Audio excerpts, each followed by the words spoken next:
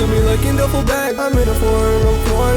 I just shot it right back in the Lorient. I remember the days I was sad, thinking I wasn't getting money like that. But I got it now, where the boys at. Guess I'm gonna have to run this shit back. In today's video, I'm going to be showing you how to make your vocals pop in any DAW. Okay, I'm going to be using FL Studio, but you can replicate this in any DAW, Ableton, Reaper, anything. Okay, so let's get into it. We're going to go into our mixer and make sure that we have our vocals routed to the mixer. On an insert, we're going to first open up a parametric EQ.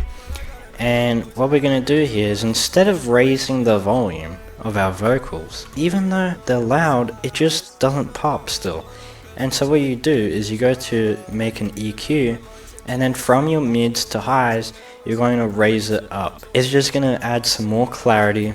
And then we also like to decrease the low mids to bass and drag that down just to make the high end pop a little more. So now what we're going to do is we have some more clarity here now, okay? So I'll show you how it sounds without EQ. Remember the days I was sad, thinking I wasn't getting money like that. But I got it now, where the boys at. Guess I'm gonna have to run this shit back, yeah. I'm riding in a foreign in my Rico inside. It just makes it slightly more clear, okay? But as soon as we removing the bass, adding some high end and a little bit of de-essing, this is how it sounds. Remember the days I was sad, thinking I wasn't getting money like that. Remember the days I was sad, thinking I wasn't getting money like that. It is just so much more clear, and it's pretty amazing. It sounds so much more clear. Even if we were to turn off all these EQ and we simply raise the volume of the master, it doesn't sound as good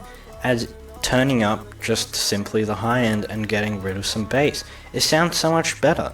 So that's what you want to do. And then next thing you want to do is you want to get some compression. So for this we're using Xvox Pro. We're going to the dynamic section, and then we're clicking this arrow here to smooth, and then we're turning the compression up to 18%. You can use probably really any compressor. You can even use free limiter. It's just harder, more time consuming, and I just feel like this gives me really good results.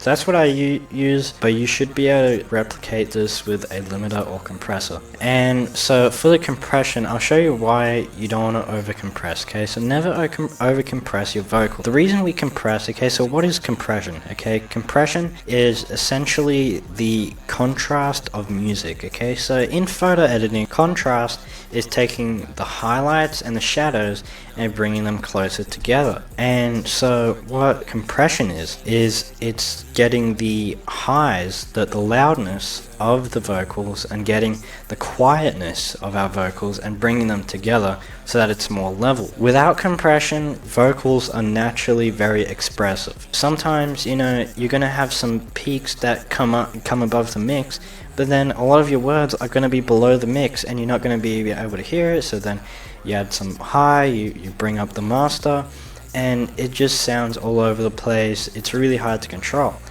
and you're just not going to get a clear mix, which is why you use compression on your vocals. So I hope you guys understand that, and if not, put down a comment and I'll try and explain myself better. So with a compression, I'll show you how it sounds before, after, and I'll show you why you should not over compress. Okay, so before.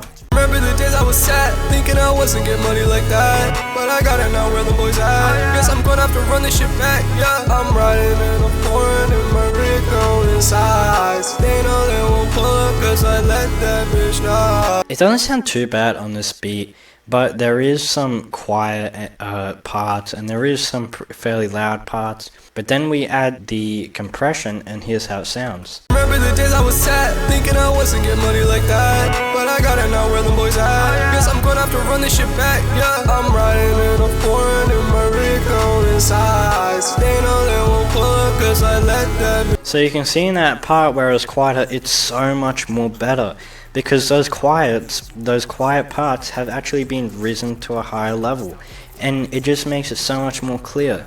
And you don't have to, you know, manually automate the volume so that some areas are louder. And so that's why compression is really, really important on vocals. But here's why you don't want to over compress.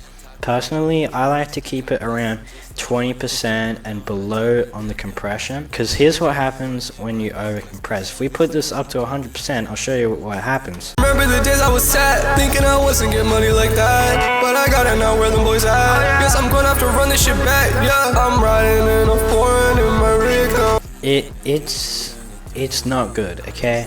Vocals, again, they're naturally expressive, and it's good. You need some expression in your vocals. Doing overcompressing, it's literally getting rid of that expression, because everything is becoming level. The volume stays the same basically the whole time. It's like, it's very monotone, and it's very bad, and so make sure you don't overcompress your vocals. So we got the EQing down, we got the compression down, so what's the final step? This is the third step, and what you're going to do is you're going to go to all your inserts, you know, your kicks, your bass, your melody, whatever, and you're going to click control and then drag, okay, and then you're going to go to free up an insert, and then you're going to right click this arrow under here and you're going to click route to this track only. And so what that does is that instead of routing everything to the master, it goes to this insert track first and then the master.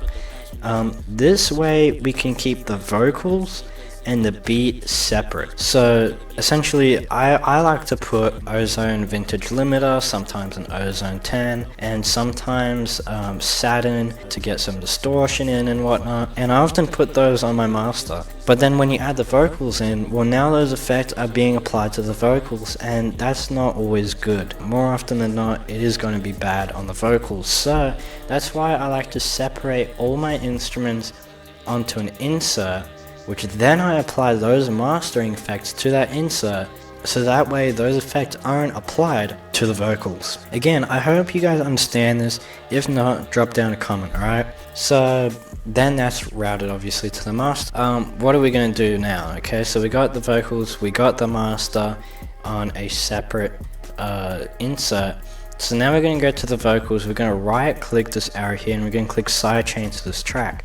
We go to the master, and we're going to open up a Pro Q4. And the reason we don't use any EQ, okay, FabFilter Pro Q4 is an EQ, but it isn't an ordinary EQ because it has dynamic and spectral sidechaining, okay, and that is very, very useful for literally so many reasons, okay. I can get into a video later on, but yeah, so make sure you guys subscribe if you want to see a video on the FabFilter Pro Q4, and I can go into more depth on why you want to use it and its dynamic and spectral processing.